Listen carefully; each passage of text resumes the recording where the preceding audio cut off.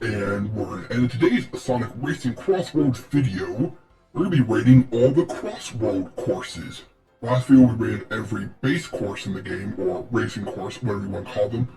Today, I figured, hey, let's do all the CrossWorld. They're a core mechanic of this game, and there are some pretty fun stages.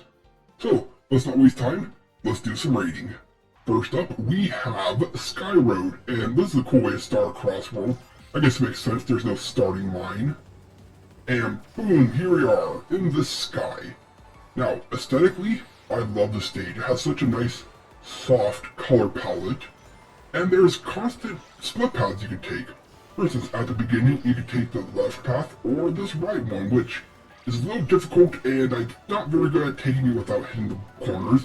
And then you can do that again. Only this one, there's no railing, so you really gotta be careful about how you take it.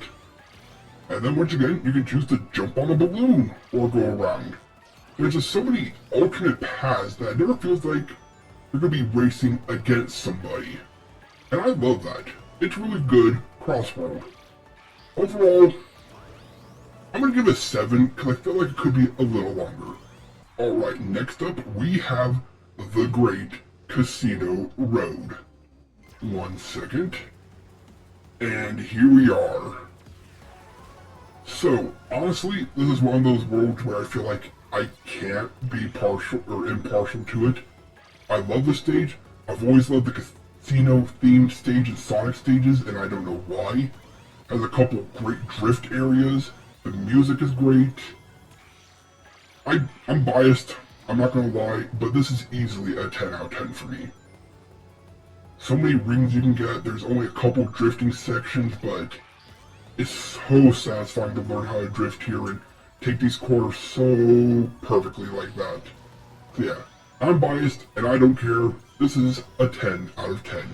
And up next we have Kraken Bay. Now, this one I'm a little back and forth on. On the one hand, I love the aesthetic. The music is great and it's fun. I love the fact that there are split paths you can take that are random every time. This one, the coins are on the left, speed's on the right. Sometimes the speed boosts are on the left and the coins are on the right. And because of that, every time you play the stage, you don't know what you're getting into. It's really nice, it really lets you test your reaction time or, ooh, do I want to go left or right? I have an easier time racing on the right, but I need the coins on the left, and problems like that. Honestly, I just kind of wish the ending was better. This part's a little bland. You're racing towards a Kraken, and he moves his 2 tentacles and that's pretty much it. I like it, but I'm giving it a 7. And here we are at the Golden Temple, and honestly, what I love most, I mean, the aesthetic here is great, but you know what this course is great about doing? Rings. There are so many opportunities to get rings here that I think it's nearly impossible for everybody in the race to not end up with 100 rings by the end of this race. Now, besides that, the aesthetic, not a fan of gold, but it seems to work here. It has a long water section that really puts the boating to the test.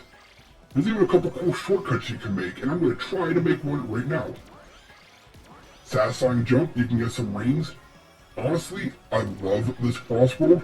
It does its purpose well. You can get a ridiculous amount of rings, and it really puts boating to the test. I'm giving it a 9. And here we are in the Magma Planet.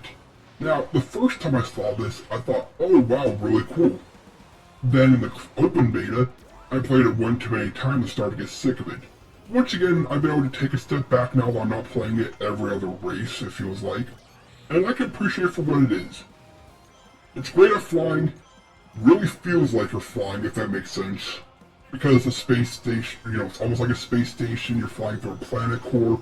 It feels great to fly in. So, if you're a fan of flying, I think it's a really great stage. There's many split paths, or a few split paths you can take. And on those split paths you can choose ring or boosting. I've come around, I like it. I'm gonna give it an 8. I think 8 is appropriate. And next up we have the Hidden World, and this is another one I'm constantly going back and forth on. Now, if I'm going to be completely honest, there is an aspect of the stage I like. It reminds me of the secret world from the original Sonic games, which I think was its purpose. But between the giant cat, hamster, meatball things, I'm not a fan of that aesthetic. But there is one thing this stage is ridiculously amazing at, and that is resources. If you're at max resources, go for speed. Oh, do you need rings? There's plenty of ring opportunities. Do you need items? There's plenty of opportunities to get items. This is the perfect in-between stage for, okay, I need to get some items, I need to get my ring count up. Or it's, oh, I have perfect items, I need rings and speed. Or if you have enough speed, we're going on a second lap, it's just, it's cool, it's weird, it's perfect for getting resources, but if you're maxed out on resources, I'd rather waste any other one. I'm giving it a 7. I think 7's fair. Could be higher, could be lower. I think 7's good. And here we are in the next CrossWorld, Steampunk City. And I'm not gonna lie, I'm a huge fan of this stage.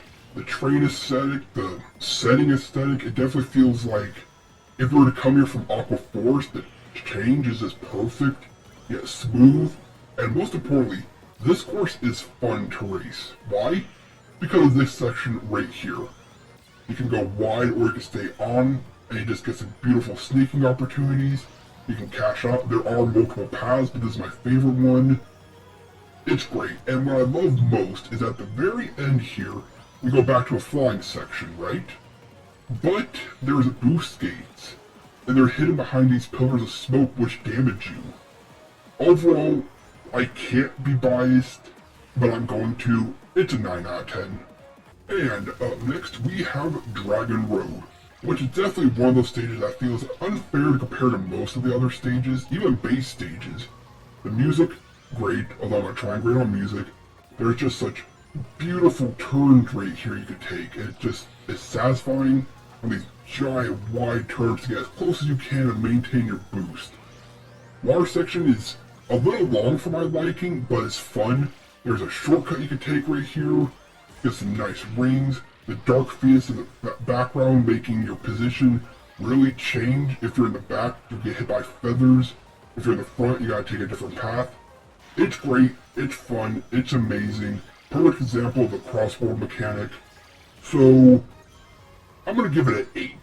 I feel like I should rate it higher, but I'm feeling an 8. And up next we have Halaska, which I can't fight my bias again. I absolutely love this stage. It's cold, which appeals to me as a machine who has overheating issues. But on top of that, you just have the Aurora Borealis and the night sky in the background. The water section with the whales jumping. You can even choose, do you want to go in the boat or plane? Don't get me wrong, it's pretty simple. As you can see from the map, a lot of straight-ish lines, but I just can't resist picking the stage every time it comes up. And that's the point, because if you're first, you get to pick this every time. Or not. You just gotta get your skill up to pick it. Ice physics are a little annoying to get used to, but I'm gonna be biased. I love this stage. 9 out of 10 easy. And next up we have Galactic Parade, which honestly, I love the bright neon aesthetic. The little space road you race on is also a nice touch. This section is a nice little break before you get used to what's coming. There's an alternate path you could take there. But this is the main event right here, the space road. And yes, you can go off the edges, and it's pretty easy to do, especially in the middle of a race. Then you have these two little drone bots, lasering wherever you are. They just go back and forth with this boost section. It's always going to be left to right to left to right. And it makes it fun. If you have a lot of people at this section, it gets pretty chaotic. Ending's a little weak. I really like it, but I'm gonna give it 8. I feel like it should be a 7, but I'm gonna give it 8 for the neon. And next up we have the Dino Jungle, which I can't let my bias affect this too much, but I'm not a fan of dinosaurs. I get people like them, I'm not a fan, and I don't know, every time I race the stage, I have the worst luck. There's a couple cool split paths, the fact you have to race between the dinosaur's legs are nice. You have this, which you can open up with an item, or you can sneak between if you're skilled enough. So there is skill here, but I don't know, I never have the best time when I race here. The ending is funny when you drive on the back of the dinosaur. There is a shortcut you could take right here, but I would figure out how to take it properly because I always smash into the wall. I don't know, I'm gonna give it a 7. I'm not a fan of dinosaurs. And here we are in the Sweet Mountain. And the only way I can describe this CrossWorld as is, it's so fun to just cruise through. Now, I know this is a racing game, you're supposed to be racing through it, but maybe it's because the lighting make it feel like sundown, sunset, whatever. It just feels aesthetically pleasing to just cruise in. And it affects me when I race. I notice I don't be aggressive when I race this one. I don't know, I really like it. The aesthetic's nice. But like I said, something about it just makes me not want to be aggressive and just cruise. And because of that, I'm going to give it an 8. I'm giving it an 8. And next up, we have White Cave. Now, I know everybody who loves Sonic Riders, myself included, are going to hate me for this. I'm not a fan of the stage. I don't hate it, and I'm never going to regret playing it. I'm just probably never going to pick it over any other CrossWorld. This section is fun. Having everybody crisscross the ceiling and floor, it's fun, it's great. I just find myself never wanting to pick it. This section's pretty difficult, but if you know what you're doing, you'll be fine. The ending is a little fun. Bad timing is bad timing, but I don't know, I'm never picking this stage ever, so I apologize to the Sonic Riders out there. It has an amazing ending, it's great. I'm never picking it. I'm giving it a 6. And here we are in cyberspace. And I know it's going to sound like I am being very, very biased because I love the aesthetic of this stage in Sonic Frontier, and it's my favorite aesthetic from Sonic Frontier. But hear me out. Right there's an alternate path you could take. It's difficult, but you can take it. You have this flying section, which is once again great for just topping off your resources. Only you can actually get all 3 resources in the same race. Speed, items, rings. And I love the ending section. Watch this. We go by here, we just boost through there. I love this part. You're driving on an actual freeway with actual cars, but you can go back and forth, back and forth. Plus, the music's amazing. 10 out of 10, don't care, it deserves it. And lastly, we have Digital Circuit. And I don't know if it's because of the nature of Digital Circuit, but when I race here, I feel like I am going fast. I know the data streams on the sides really help, but I'm being biased again. I love this stage. I don't know what it is, but whenever I see this or cyberspace, I'm picking those 2 every time. It just feels so fast and aesthetically fun to race on. I can't get enough of this stage, and I wish this was a regular course, not a CrossWorld course, because I want to do 3 laps here, 2 laps here, as many as I can get. So yeah, I'm a little biased. I love it. It makes me feel fast racing here.